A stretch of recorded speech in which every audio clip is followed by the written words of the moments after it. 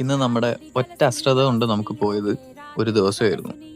ഇന്ന് നമ്മൾ നമ്മുടെ ഐഡിയ ആയിട്ട് പോയി കേരള സ്റ്റാർട്ടപ്പ് മിഷനിൽ ചെന്ന് പ്രസന്റ് ചെയ്ത് അവിടെ നിന്ന് ഒരു മെന്റർഷിപ്പുമായി വരണമെന്നായിരുന്നു നമ്മുടെ പ്ലാൻ. പക്ഷേ അത് നടന്നില്ല. This is day 3 of building A quick E commerce brand in India. ഇതെന്തായാലും ഞാനൊന്ന് പറഞ്ഞുതരാം.